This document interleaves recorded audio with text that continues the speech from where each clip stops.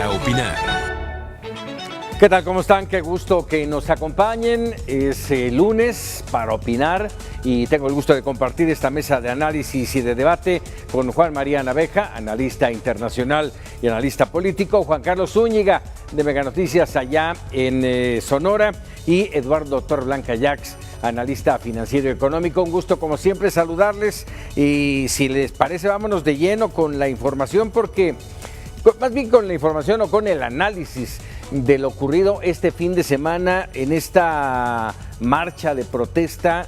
Se dice que es la marcha más grande que ha tenido Frena, este Frente Unido en contra de Andrés Manuel López Obrador, pero más allá de la importancia que tenga la extensión, si son 8,000 o fueron 153,000, es lo que menos puede importar.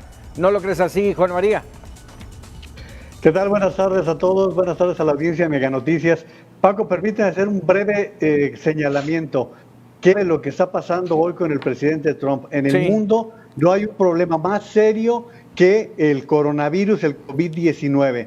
El presidente de los Estados Unidos está saliendo en este momento al mundo y no le importa, dicen los médicos que están ajenos a la presión, que puede contagiar porque sigue siendo una fuente de contagio y puede contagiar a su personal de seguridad, como pudiera ser lo que ocurrió con la salida que dio ayer, con el personal de Casa Blanca. Está hablando de seguir con la campaña. Bueno, este mensaje que está dando Paco, qué grave, porque está diciendo el presidente de los Estados Unidos aquello de que no le tengan miedo al coronavirus. No pasa nada y no sigo yo el protocolo de los 14 días, no pasa nada, aquí todo sigue igual y bueno, ya después veremos, como dirían por ahí, ¿no? Así es. Y bueno, con respecto a lo de Frena, pues Paco, permíteme, dicen que alabanza en boca propio es vituperio, pero hay que reconocer cuando las cosas se hacen bien. Mega Noticias hizo una excelente cobertura el pasado fin de semana y lo digo como un periodista veteranísimo, me pareció que fue una cobertura de tu equipo de una manera muy sensata, muy equilibrada, simplemente dejando hablar a los hechos. Y sí, se trata obviamente de la manifestación más grande de Frena, que no la creían muchos que pudiera lograr después de la amenaza de López Obrador de reunir, yo no sé cuántos miles, Paco, pero sí, había miles allí. Habrá los notarios que tendrán que dar los resultados del conteo que estuvieron realizando, pero bueno, lo que sí puedo decir que con toda seriedad por lo que está representando, hay muchos medios de comunicación que se hicieron ojo de hormiga. Yo entiendo que si recibes 500 millones de un contrato de publicidad, pues tienes razones para ausentarte, más no la justificación, Paco. Sí, informativamente hablando, que eso es lo importante, o sea, más allá de si reciben o no reciben, de si tienen línea o no tienen línea, aquí lo hemos manejado siempre, la idea de Mega Noticias TVC es informar para que el auditorio tenga bases sólidas, herramientas para tomar decisiones lo más oportunas para cada uno de ellos. Ese es el punto. Ahora, insisto, la extensión, esta parte que tú decías de los conteos y todo, pues es relativo, ¿no? Yo creo que difícilmente alguien podría decir cuántos estuvieron en esta marcha. Las imágenes, yo tengo todavía mis serias dudas en cuanto al tamaño real de esa manifestación, pero lo importante es que se juntaron y que tuvieron una presencia fundamental en la Plaza de la Constitución. Torreblanca. Mira, me parece que es importante señalar que no puede el gobierno federal y menos el presidente de la República minimizar el hecho de que tiene una posición clara, civilizada, por cierto, porque no hubo desmanes en el paso de los manifestantes, a los que tiene que atender, no solo menospreciar o descalificar, a los que tiene que atender, porque es presidente de todos los mexicanos, por más que él lo afirme así y reconozca que prefiere y tiene cierta preferencia por los sectores menos favorecidos por la economía a lo largo de las pasadas décadas. Tiene que atender a esa población, le guste o no le guste, y lo que tú no puedes hacer es descalificar gratuitamente por el simple hecho de que se oponen o no comparten tus puntos de vista y tus acciones. Tú tienes que atenderlos, tú tienes que dialogar con ellos, sobre todo porque no es posible que les exhortes incluso de que estén ocupando un largo trecho, un largo rato, ocupando esas tiendas de campaña, como anticipándoles que pues yo no voy a cambiar mi punto de vista, no voy a cambiar mi forma de gobernar, no voy a cambiar la manera en que soy, así es que ahí pueden quedarse el tiempo que se les pegue su gana, ¿no? A mí me parece que tiene que tener mucho cuidado porque ya se le está calificando en lo internacional, como dice el Financial Times, de un autoritario. Fuerte. Y eso no le va a gustar, por supuesto, va a descalificar al Financial Times. Bueno, ya dijo que el Reforma es mejor que el Financial Times y con todo respeto para el Reforma, por supuesto. Ahora, él dice, no coman ansias, les dice a sus opositores, les dice, ok, qué bueno que se juntaron, otras 3 así. Sí, y que se queden todos, y ya dijo que les va a ir a mandar a poner hamacas. En fin, una situación, pues, ¿qué va a decir? De modo que les aplaude y les diga bienvenidos, ¿no? Juan Carlos. No necesitan hamacas. No necesitan hamacas porque, según las crónicas periodísticas de lo que se observa ahí, es la primera vez en la historia de las protestas que hay en el Zócalo de la Ciudad de México, en donde pues hay algunos lujos bien interesantes. O sea, se nota que hay dinero, se nota que está fluyendo recursos importantes para esa protesta, porque pues hay un dispensador médico, hay una farmacia ahí prácticamente, hay una clínica para atender a las personas, hay una tienda ahí de campaña que pues distribuye las tiendas de campaña a las personas que se presenten ahí, hay una librería fundamentalmente ocupada por libros religiosos, hay un tendajón, como se les dice, donde proveen de tiendas de campaña, de cobijas, de medicamentos, de suministros, de comida y demás. Entonces yo no creo que necesiten ahí hamacas las personas que están protestando. A mí lo que me preocupa es que me preocupan los extremos.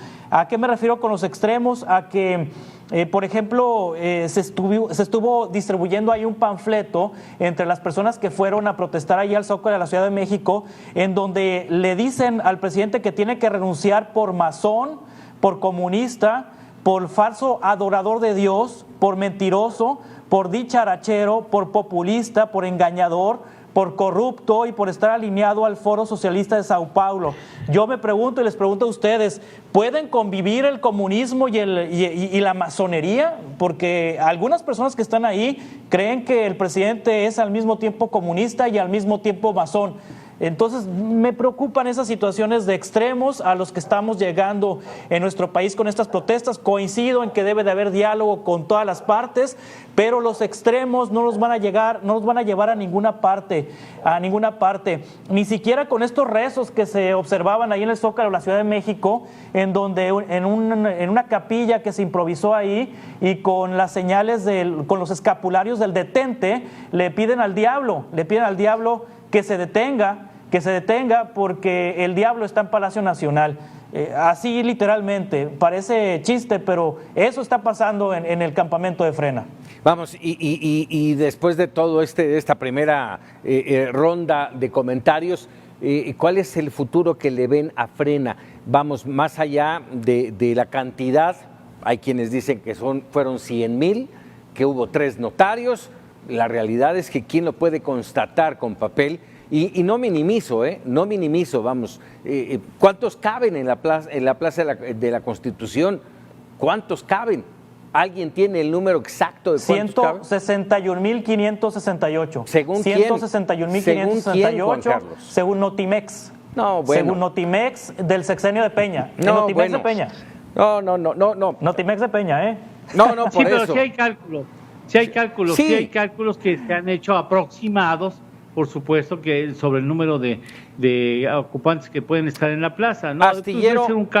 Astillero presentaba en estos días una plaza cuando vino Tunic, aquellas fotografías se hablaba de 20,000. Evidentemente no eran esas 20,000 pegaditas como ahora esperaríamos que en una marcha, en una manifestación de este tipo se pudieran dar. Calculémosle el triple, 60,000. ¿Les gusta?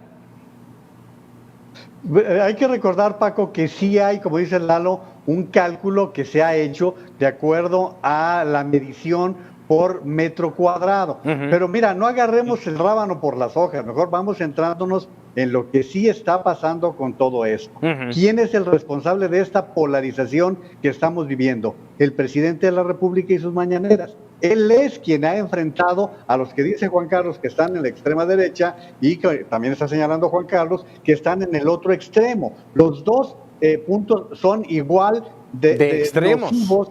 Así es, en el extremo. Y me parece que en medio, en este movimiento de frena, mira, en Guadalajara a mí me ha tocado ver que hay empleados, amas de casa, jóvenes universitarios. No podemos considerar que todos son Juan Bosco, que todos son Gilberto Lozano, que todos son inclusive un viejo conocido de Lalo Torreblanca como Pedro Ferriz, que ellos han dado la cara como representantes de este movimiento, mas no se asumen como líderes. Entonces, me parece que aquí lo más importante es el clima de libertades que debe imperar en el país. ¿Cuántos había? Pues depende de quién los quiera contar. Pregúntale a Andrés Manuel cuando andaba en sus mítines y te decía que le cabe 1 millón al Zócalo. Y aquí creo que lo más importante es lo que se está buscando. Y no hay que descalificar, la renuncia del presidente de la República está contemplada en la Constitución.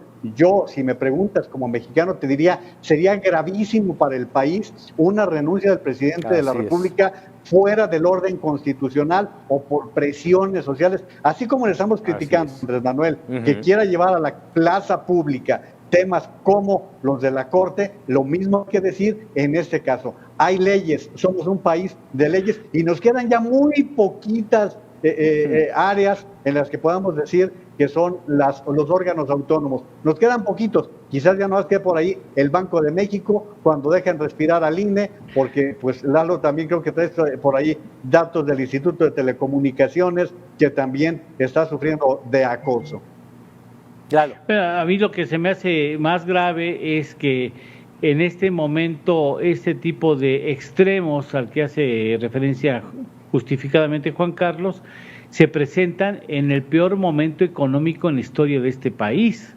O sea, no es lo mismo tener diferencias políticas abismales como las que estamos tentando cuando la economía esté creciendo a 4 o 5%, que seguramente esas manifestaciones no se presentarían, que tener una división que fomenta el presidente de la República cuando la economía está a punto de reconocer una caída de 10% en su Producto Interno Bruto y 5 o 6 años de sacrificios para recuperar el terreno que ya pisaste en el 2018. O sea, no me sigue cabiendo, no acabo de entender cómo es posible que el presidente de la República le juegue a la división en un momento tan delicado en materia económica como el que estamos viviendo. O sea, no conozco un presidente masón o no masón que le juegue, que le apueste a la división del país y no a la unidad del pueblo mexicano. O sea, es inconcebible. Eso la historia se lo va a subrayar y se lo va a reclamar por el resto de su existencia, incluso más allá. Juan Carlos.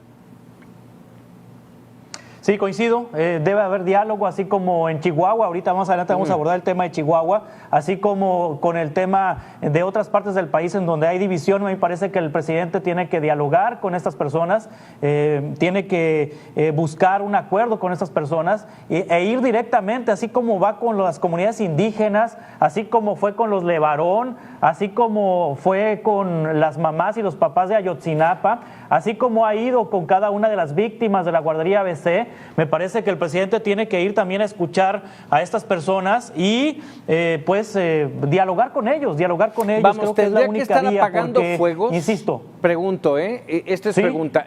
¿Tendría que estar apagando todos y cada uno de los fuegos que aparecen en el país? ¿Esa sería la labor de un presidente? Sí, así como está pagando los fuegos que le heredaron, ¿no? O sea, si hablamos de Ayotzinapa, si hablamos de ABC, si hablamos de las comunidades indígenas y demás, pues tendría que aplicar la misma, ¿no? ¿Coincides, Juan María? Yo creo que no, yo creo que tendría que recurrir al equipo, porque si el presidente se dedica a apagar fuegos, entonces él se va a terminar quemando. cuando termina, y eso lo comentamos aquí, Paco, en algún momento en este mismo espacio, decíamos que la desaparición de la Subsecretaría de Gobernación era muy peligrosa porque precisamente era un área, la Subsecretaría, claro, en donde estaba Ricardo Peralta, en donde se iban desactivando fuegos o focos de infección, y luego entraba la Secretaría de Gobernación, o veíamos a los secretarios de Gobernación que tenían ese oficio. Mira, Paco, como el caso de Osorio Chong, por ejemplo. Así es. No, pero te iba a poner el ejemplo cuando,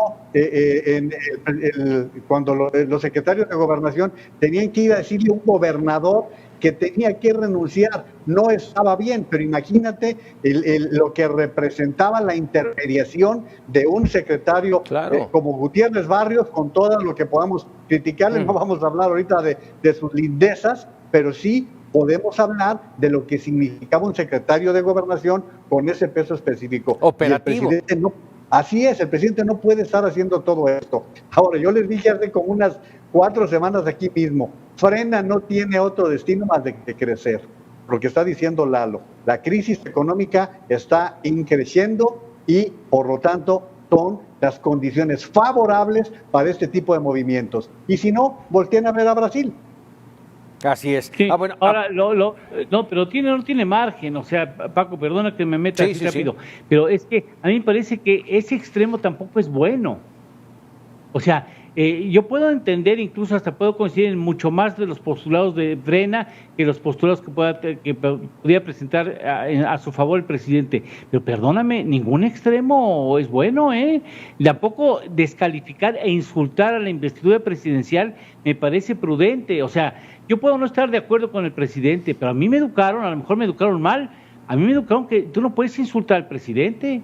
Es la investidura, es una institución en el país. Tú le escupas, soy el presidente, y de mañana le escupe cualquier otro tipo, ¿no? O sea, tú tienes que tener una compostura, porque nos guste o no nos guste, el señor presidente fue electo democráticamente. Con todas las y hay un soporte de una voluntad ciudadana y no puedes insultarlo.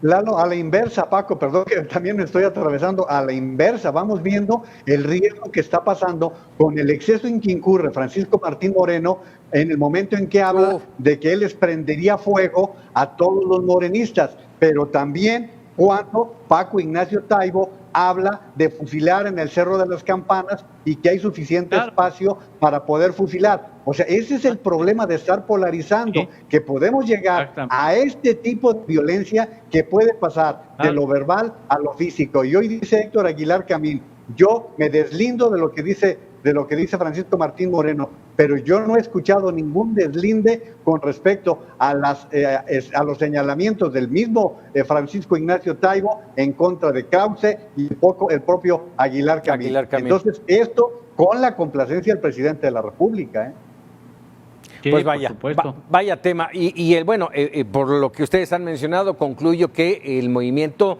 tendrá a futuro un crecimiento, así es como lo han marcado, y seguirá esta polémica en cuanto a su presencia en la Plaza de la Constitución, y seguirá, por supuesto, dando polémica en medio de un proceso electoral que está ya caminando y que es parte fundamental de todo esto, no lo podemos negar. Pero déjenme cambiar rápidamente de tema, hay varios que tenemos que tocar, y el otro tiene que ver, y por eso hacía mención Eduardo Torreblanca, el plan de inversión en infraestructura, este plan para reactivación económica presentado hoy.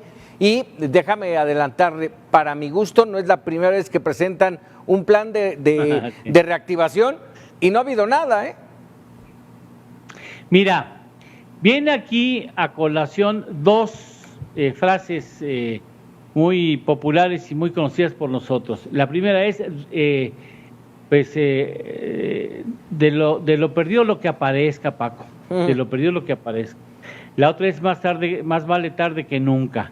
Yo te digo, es desafortunado que es el segundo o tercer Plan Nacional de Infraestructura que se anuncia, cómo se ha debilitado en 11 meses. El anterior, anunciado en noviembre del 2019, déjame decirte, el actual, para hablar en términos de actualidad, en cuanto a actual, tiene el 26% de los proyectos reconocidos por el de hace 11 meses. e implica recursos por el 69% de lo que fue comprometido hace casi un año, es decir, es sensiblemente más pequeño, menos ambicioso este plan. Recuerdo rápidamente, permíteme hacer ese recuento. Hace 11 meses hablaron de 147 proyectos, de los cuales 72 habrían de ejercerse en el 2020, en el año 2020, con una inversión de 431,318 millones de pesos. Ahora se está hablando de un proyecto que implica, de un conjunto de proyectos que implican 39 casos con 297,000 millones de pesos. En ese entonces, hace 11 meses, se reconocían 1,600 proyectos viables, ¿no? Y incluso se embarcaron para el 2021 255,993 millones de pesos de compromisos, y para el 2021-2024 171,711. O sea, alguien pasó a perjudicar este plan porque no es lo que era hace ya 11 meses, ¿no? Y tampoco me parece que reúne la voluntad de la iniciativa privada, y me parece incluso que queda muy atrás. Si lo que quiere es reactivar la economía, le faltaban muchos aderezos o muchos envoltorios para hacer un plan decente, creíble y viable para recuperar la economía. Fíjate, déjame agregar a esto que tú estás mencionando, Eduardo. Hoy se presentaron 39 proyectos, 7 que ya están en ejecución, que ya están trabajando y sobre los que se está marcando 38,000 millones de pesos. Y 32 que están por iniciar, vamos, es como una promesa, ¿no? Ahí está ya el proyecto, vamos a ver si los arrancamos, son buenas intenciones. Y agrego más. Estos 39 se inscriben en un total de más de 200 proyectos que le han enviado la iniciativa privada, entre los que evidentemente vienen también el tema de las energías limpias, que hoy prácticamente no se tocaron, y están divididos en 5 etapas que me parecen risibles, al menos es lo que vi en torno a lo que dice la IP.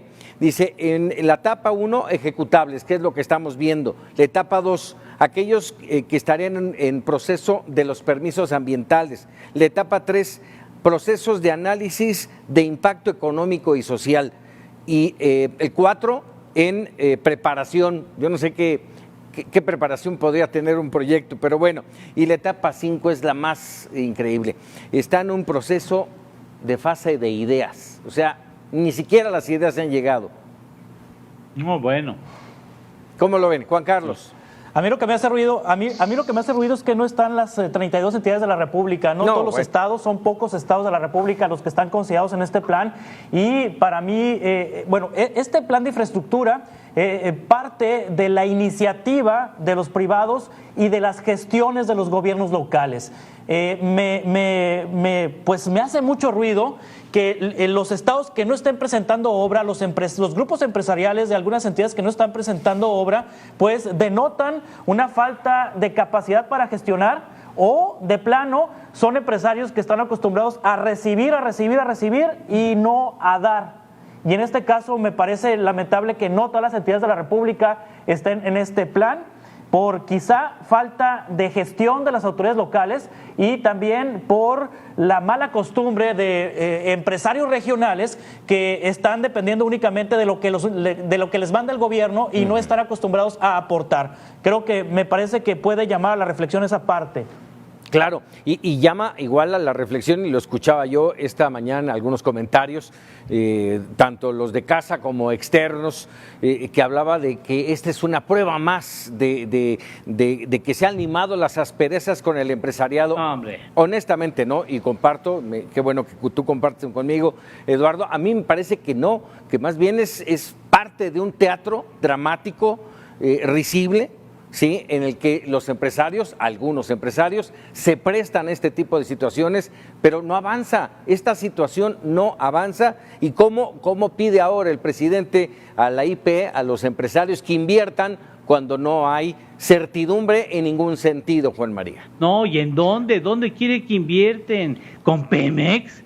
Al lado de CFE, y si te cambian la jugada, este gobierno ya hizo suficiente mérito como para que dudes de que va a confiar en su palabra, de que te va a respetar lo que se acuerde en los contratos y de que no venga y se le caliente la lengua y haga una convocatoria popular en una plaza pública, diga, a ver, ¿qué quieren? Que se vaya de aquí la empresa, que no, esta Coca-Cola, que se vaya, a ver, ¿qué quiere? Que se vaya, que levante la mano, mayoría que se largue. Órale, cabrón, no, pues, ¿qué húbole?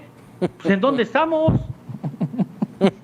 Bueno, pues mira, Paco, con respecto a lo que dice bueno Lalo, 5 de los proyectos son vinculados con la refinación. Y lamentablemente estamos hablando de refinación de combustóleo. Coquizadoras. Así es, estamos hablando de la producción de uno de los mayores contaminantes en materia de energía, que bueno, eso le gusta mucho a la actual administración. Y luego, lo que decías tú con respecto a lo que se observó hoy por la mañana, ¿dónde está Coparmex, Paco? Porque le caiga bien o le caiga mal, es un organismo que representa a un amplio sector del empresariado mexicano. Que no se caigan bien, eso es otra cosa, tendrían que aguantarse unos y otros. Y bueno, a mí me causa una están armando ternura carpas, el señor están armando Salazar. carpas. Me causa, no están, no, los de Coparmex creo que no están en frena, y lo ha dicho Gustavo de Hoyos, ¿no? Y oiga, sí, espero creerle. En lo que se refiere al señor Salazar, de veras me causa una ternura el hecho de que le dejen de decir y siga yendo a buscar. Mira, cifras concretísimas, y si me equivoco, pues el celular de Lalo nos ayudará. Hay, según lo que yo entiendo, Lalo, hay un subejercicio del orden de 250,000 millones de pesos. ¿Dónde están? ¿Por qué no se han utilizado, por ejemplo, para la compra de medicamentos? Segundo, es criminal hacerlo, sí. Así es. Segundo, se está hablando de llegar a una inversión del 28% entre las dos partes del Producto Interno Bruto. Y habla Salazar de que el 18% es normalmente donde está ahorita la iniciativa privada. Y el gobierno está invirtiendo el 1% del Producto Interno Bruto, cuando se supone que la inversión importante debe de ir por parte de la inversión del gobierno. Y ahí nos podemos ir revisando cada una de las cifras, y lo único que nos dice es que las finanzas no existen en este gobierno. La cuestión del manejo presupuestal es un verdadero desastre. Y remataría pues con lo que dice el periódico The Financial Times, que le guste o no al presidente de la República, es un diario, es un periódico al que consultan quienes van a prestarnos o no prestarnos dinero. Y dice, México se está transformando, pero no de la manera que López Obrador había prometido, a menos que el presidente cambie de rumbo rápidamente. La segunda economía más grande de América Latina corre el riesgo de volver a caer en un pasado más pobre, oscuro y represivo, habitado por los caudillos autoritarios que la región esperaba haber dejado atrás. Creo que es un trancazo, Paco. Así es. Juan Carlos, un comentario sobre este editorial del Financial Times.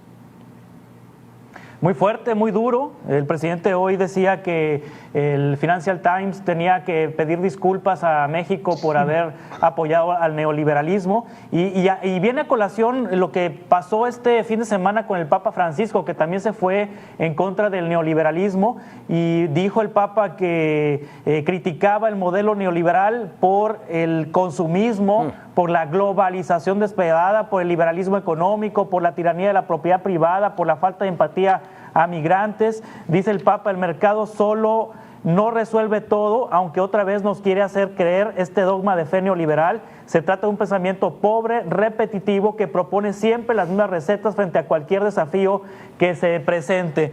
Pues en ese sentido creo que el Financial Times, pues en su momento destacó a Peña Nieto y destacó a los presidentes neoliberales. Me parece que en cierta manera tiene razón el presidente al criticar esta publicación. Sin embargo, me parece que lo que dice Juan María Naveja pudiera tener un efecto devastador entre quienes toman decisiones en el mundo en materia económica por la opinión y por la credibilidad que puede tener este medio frente a ellos. A ver, Eduardo, a mí me gustaría, desde tu punto de vista financiero y económico, ¿realmente podría tener ese impacto este editorial? Sí tiene. Pone los ojos de los inversionistas en una característica que no favorece a México ni al propio presidente de nuestro país. O sea, yo creo que independientemente que vela por sus intereses y comulga con sus tendencias neoliberales, como le gusta decir al presidente, que es finalmente la norma que hoy prevalece en prácticamente todo el mundo, casi todo el mundo. Lo cierto es que la calificación que concede no es gratuita, este diario no es gratuita, ese grupo editorial británico no es gratuita, pero sí evidentemente tiene un peso relevante en la comunidad de inversionistas en el extranjero. Claro, y lo pregunto por esto, porque no faltará quien diga quién es el Financial Times para venir y criticar al presidente de México, y para criticarnos así, habrá quienes digan está criticando a los mexicanos, y qué impacto realmente puede tener, por supuesto. Sí, qué influencia real. Y eso es tal vez lo que más nos debe de preocupar a los mexicanos, no tanto la crítica, que sí de por sí es fuerte, pero qué impacto puede tener para nosotros. Ahí es donde tenemos que preocuparnos, Eduardo. Bueno, los mexicanos, no sé, habrá un sector que diga, bueno, pues no la ganamos, y habrá otro sector que diga, ¿qué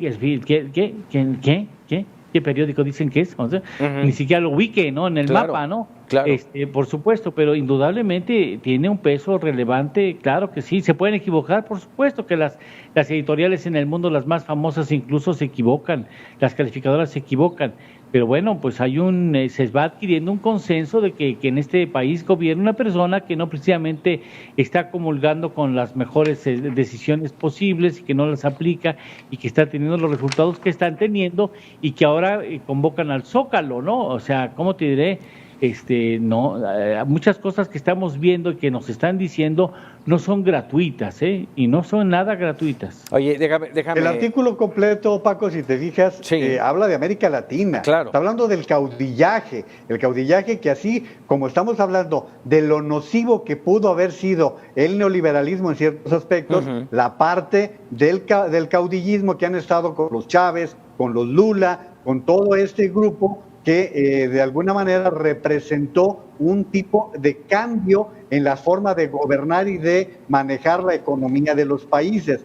Pero la parte que es también muy sustancial y que no podemos restarle razón, es más, parece ser que este editorial nace de lo que sucedió con la Corte, Paco, que es lo que está diciendo el Financial Times. Y ahora, si me lo permites, Juan María, vamos a hacer una pausa y vamos a regresar justamente con este tema, y arrancamos con este posicionamiento de Financial Times. ¿Te parece? Adelante. Bueno, vámonos rápidamente. Vamos a tener muchos temas todavía. No le cambie, estamos para opinar. Ya estamos de regreso para opinar, en esta ocasión con Juan María Naveja, Eduardo Torreblanca Yaxi y Juan Carlos Zúñiga. Hablábamos hace un momento del Financial Times, y déjenme hacer este comparativo. Donald Trump le habla a sus seguidores y les dice lo que quieren escuchar. En el caso del Financial Times, le habla o le escribe a sus seguidores, inversionistas, empresarios, a la IP en todo el mundo, y les dice lo que quieren escuchar, que en este caso es cuál es la situación de desarrollo, de crecimiento y de inversión para sus finanzas. Habló también, como bien decías, Juan María, del tema de la consulta, hablando de México. Platícanos. Sí, está abordando lo que está representando un debilitamiento de las instituciones. Está diciendo que la Corte Suprema se ha convertido en la última institución en México en ceder a la voluntad del presidente populista, así lo califica Financial Times, Andrés Manuel López Obrador, y está advirtiendo, dice, él fue elegido por mayoría abrumadora con el mandato de buscar una transformación radical. Prometió librar a su país de la corrupción, reducir la alta tasa de asesinatos y reemplazar las políticas tecnocráticas. Y por allí se va. Estamos polarizados, como en otros temas, con lo que sucedió con la Corte el pasado fin de semana. Y bueno, estamos polarizados, pero podemos escuchar las voces especializadas como el de la barra de abogados, colegio de abogados, que están diciendo la Corte se salió completamente de su responsabilidad de interpretar la ley, de interpretar la Constitución y pasó al terreno político. Hubo una serie de pequeños detalles que no ayudan a poder hablar a favor de la Suprema Corte de Justicia de la Nación con su veredicto de la semana pasada en torno a la pregunta, y bueno, pues creo que hoy todavía estamos con los ecos de esa determinación de la Corte. Paco. Sí, bueno, en torno justamente a esa pregunta, dice el Financial Times, y aquí lo mencionábamos la semana pasada en Mega Noticias TVC, sobre la pregunta que bien mencionas, y dice el Financial Times, una pregunta que quedó más vaga de lo que ya de por sí venía con la propuesta de la Presidencia de la República. Realmente una pregunta, vamos, que tendrías que, después de escucharle, decirle, ¿qué me trataste de decir o qué es lo que quieres decir? A eso se refiere The Financial Times. Juan Carlos. Sí, es un trabalenguas, ¿no? Es un trabalenguas, que inclusive lo abarca a sí mismo al presidente, de plantearse la pregunta así, bueno, tiene que plantearse así porque ya no se puede mover, ya no la pueden cambiar, así tiene que ser la pregunta, como lo definieron los ministros de la Suprema Corte de Justicia de la Nación. También abarcaría al propio presidente López Obrador y a sus funcionarios, porque habla de actores políticos del pasado, pero al momento en que la consulta se realice, si es que se realiza, pues también los abarca a ellos. Hay un cálculo que publicó el fin de semana el diario Reforma de que costaría 8,000 millones de pesos esta consulta. Sí. Yo creo que lo más sensato es que esto se cancele, que esto se elimine. No, esta consulta le provocó este editorial en Gran Bretaña, en Inglaterra, al presidente López Obrador. Creo que debe empezar a moderarse, bueno, quién sabe si se pueda, en las mañaneras, porque a partir de sus dichos provoca lo del fin de semana, pues lo de frena, de que se ejecutaron 100,000, pero sí, yo opino, es un trabalenguas, no creo que vaya a participar la gente, va a ser un gasto de oquis, la pregunta ya no es como la quiere el presidente, entonces que se cancele. Bueno, sería padrísimo, pero la realidad es que no se va a cancelar, ya pasó lo más difícil, ya pasó el trámite, ahora pues hay que hacerla. Juan María. Sí, definitivamente el Senado no tiene más remedio. Lo que dice Juan Carlos es dable, sí es precisamente algo que se puede hacer, que se cancele la consulta, porque lo que van a buscar es que sea el mismo día de la elección, que sería otra vez violar lo dispuesto por la ley, porque se supone que tendría que ser en agosto próximo. Y esos 8,000 millones, pues ¿cuánto representa o cuántos fideicomisos podrías salvar, Paco, lo que representa? Pero eso costo? No importa, hombre, eso no importa. Pues sí, y bueno, pues ya vamos a hablar más adelante de eso. El asunto es que ya estamos en temporada electoral y ese es el problema que está de por medio de todo esto. Antes de entrarle al tema electoral, Eduardo Torreblanca, comentario. Mira, yo me quedo con los 8. El hierro de la corte, de la tremenda corte, ¿no? Me parece que, bueno, vamos a pasar la página. 8,000 millones de pesos, decae 8,000 millones de pesos. Si tienes pantalones, presenta las demandas y se acabó el problema. Para eso está la ley, para eso es la Constitución. O si quieres, pues lo llevas al Zócalo, reúnes ahí en una fiesta y aprovechando la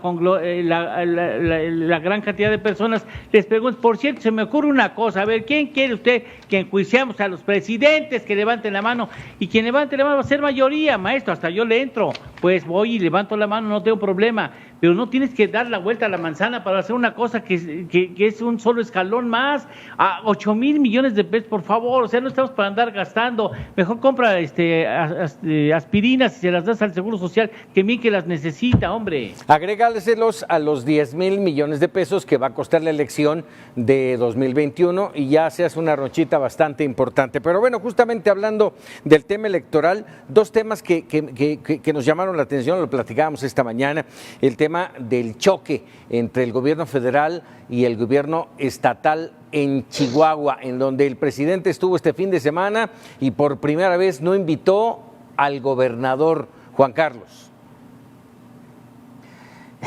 Pero ni el presidente ni el gobernador han estado con los productores agrícolas de Chihuahua que están protestando, que legítimamente la mayor parte de ellos está ahí preocupado porque no van a tener los cultivos y no van a tener las cosechas que ellos esperan por la falta de agua, y que están preocupados por los niveles de las presas, y que están ellos proponiendo alternativas para cumplir con el decreto, con el acuerdo internacional de entrega de agua hacia los Estados Unidos. A mí me parece que tanto el gobernador como el presidente cometen el gravísimo error de no dialogar directamente con las partes. En Chihuahua jamás se ha reunido el gobernador Corral con los productores, aunque dice respaldarlos. El presidente acusa a los productores de responder a intereses políticos del PRI y del PAN, del PRIAN, y más del PAN que del PRI.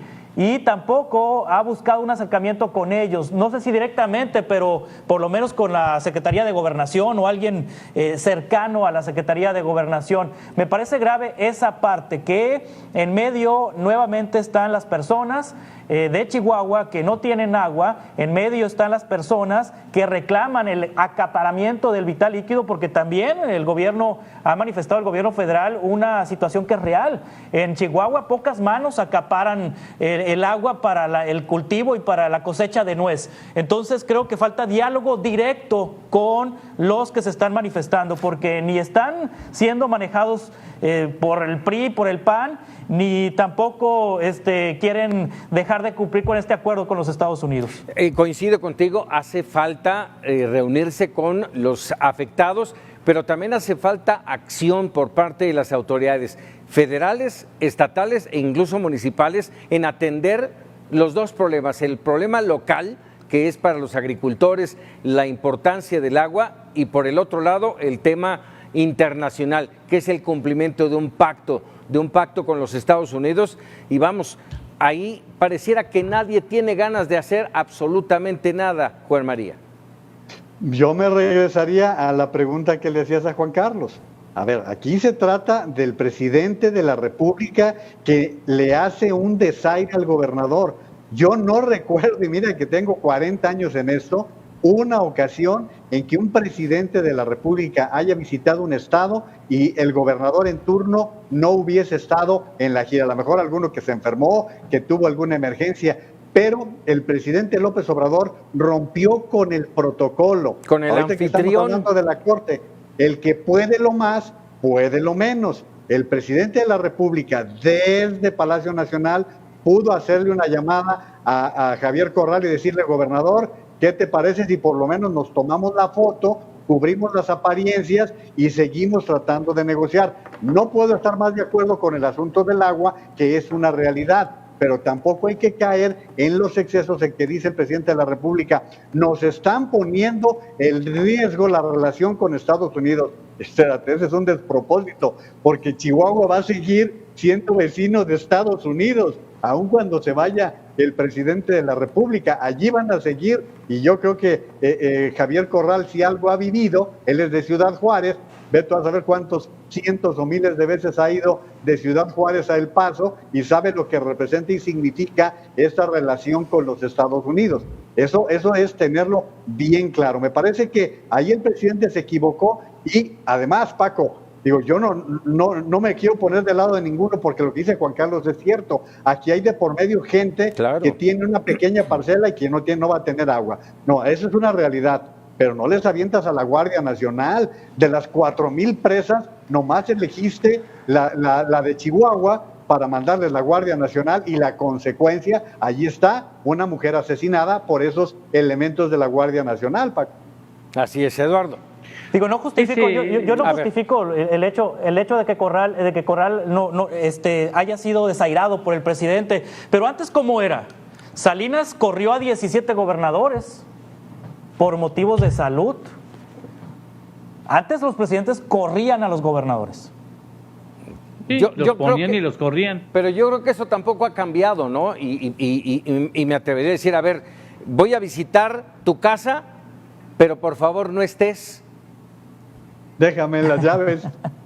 Sí, vamos, una cosa es, parafraseando esto lo que decías, Juan Carlos, una cosa es correr, y lo hemos visto a lo largo de tantos años, pero no se hace tan patente, ¿sí? Se hace en lo oscurito si quieres, pero esta situación Digo, a mí me da exactamente igual si lo invitaba o no lo invitaba, pero por una cuestión de carácter ejecutivo, pues caray, limo asperezas al menos por unas cuantas horas y lo invito y vamos a ver cómo resolvemos un problema que tenemos los dos. Ese es el punto. Lo grave, me parece, independientemente, como bien lo dice Juan Carlos, ni el presidente invita, ni el gobernador invita, ni el presidente va a conocer la opinión de las gentes, pero tampoco va el gobernador. Y el asunto es que como consecuencia tenemos extremos, nuevamente extremos, en un problema que debiéramos atender de manera unida. Y eso me sigue pareciendo que es otro mensaje coincidente en el mismo sentido de que aquí es una posición de extremos la que funciona en la política y en la economía. Y en este ambiente ni el asunto económico, ni el asunto político, ni el agua, ni la tierra, ni los fertilizantes, ni las nueces, ni las naranjas, ni los limones o los mangos se van a dar bien si no trabajamos de manera coordinada. Señores, no estamos en bonanza, estamos en una de las peores crisis en la historia económica de este país. El presidente debe tomar en cuenta, y con esto termino, Paco, el presidente debe tomar en cuenta que está a punto de garantizar ser el presidente con peores resultados económicos en toda la historia nacional. Y estoy seguro que no quiere pasar hacia la historia, y así lo está ganando a pulso. ¿Y sientes que no hay nadie que le diga, señor presidente, que ese no es el camino? No, sí hay, porque yo tengo, por fortuna, amigos que están muy cerca del señor presidente y a los que les he dicho, dile, por favor, le digo, dile. Yo carajo, no creo, Lalo, No, bueno, yo sí. Yo sí le he dicho. ¿Por qué no? Si no le dijeron que se subiera el cierre de la bragueta, si no le dijeron que tenía la camisa chueca cuando estaba hablando a Naciones Unidas, me temo que no hay quien le hable. Bueno, ¿sabes qué? Bueno, pues qué falta de pantalones, para no decir otra palabra. Más concreta, maestro. Bueno, sí. A ver, falta de... Agrego a esto, a lo mejor sí hay quien se lo diga, pero no los escucha. No sé caso. Digo, yo lo digo porque eso pasaba con Calderón. Con Calderón así pasaba. Le decían. Porque era mecha corta, Paco. Pues sí, pero así igual, no te hago caso. Igualito. No te hago caso. Bueno, vamos a terminar este bloque hablando del tema electoral y el caso de Alfonso Durazo, el secretario de Seguridad y Protección Ciudadana, que bueno, tal y como ya se había previsto, ya se destapó, ya lo apapachó el presidente, le dijo vámonos para adelante a la candidatura para el gobierno. ¿Cómo lo ves, Juan Carlos? Sí, fue este fin de semana en Sonora, en la tierra de Alfonso Durazo, en Bavispe, pero me parece desafortunado el escenario, Paco, porque bueno, el presidente habló de que es un hombre honesto, que ha coordinado el gabinete de seguridad, que es un agente dedicado al trabajo, que es un servidor público ejemplar. Auténtico. Sonó como un destape de los años 70, de los años 80, ¿no? Frente a la gobernadora priista Claudia Pavlovich Arellano, y después se montó todo un operativo en redes sociales para destacar las palabras del presidente, como si el presidente, bueno, sí, el presidente pone candidato, ¿no? Pues sí. En su partido Morena. Pues sí. Pero me parece desafortunado y una falta de respeto, Paco, para las familias víctimas de Bavispe del 4 de noviembre del año pasado. 9 integrantes de las familias Lanford y Miller, emparentados políticamente con los Levarón, murieron ahí en un ataque armado. Consecuencia, se ha documentado periodísticamente, Paco, consecuencia de que en cuanto llegó este gobierno retiraron a las fuerzas castrenses que estaban en ese paso natural de droga entre la Sierra de Chihuahua y la Sierra de Sonora. Es decir, no había elementos del Ejército Mexicano, no de la Guardia Nacional, del Ejército Mexicano ni de ninguna corporación. Se desprotegió el terreno. Entonces yo como digo, si el señor Durazo es el vocero, el coordinador del Gabinete de Seguridad, pues ahí falló. Ahí falló, mataron a 9 de sus coterráneos ahí, y destaparlo ahí me parece un contrasentido, porque el asunto no se ha resuelto, las familias, la familia Levarón, sienten que no hay justicia, los Levarón, punto y aparte, que no están tan vinculados con las familias directamente víctimas de ahí, de La Morita en Bavispe, pues criticaban duramente este destape, pero sí, fue un destape a la priista de los 70s y los 80s este fin de semana en el estado de Sonora. Y por la actitud de la gobernadora, pareciera que también pues hay algún pacto ahí con el presidente de que el próximo gobernador sea Alfonso Durazo, porque del lado de la oposición no hubo mucho movimiento. Así es. Juan María.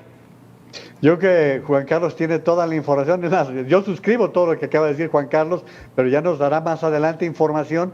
Todo mundo señala que la gobernadora lo que quiere es un salvoconducto, porque hay muchos señalamientos allá en Sonora de riesgos de cárcel para gente cercana, cuando no ella misma. Mira, el día de hoy tanto Brian como Adrián Levarón coincidían en una cosa: este no puede ser un premio para quien ha tenido la responsabilidad de la seguridad en el país, y como saldo, ellos decían 75,000, bueno, pongámosle 60,000 homicidios dolosos, y que esté ocurriendo. Mira, Paco, hace rato hubo una masacre más en Guanajuato, en donde hubo más de, por lo menos 5 víctimas en el estado de Guanajuato. Esto sigue siendo lo de todos los días, y esto no puede decirse que en el caso de Durazo está cumpliendo con la tarea que le corresponde. Entonces tú no puedes premiar a una persona que no ha cumplido con su deber elemental, que es la construcción de un equipo confiable de luchar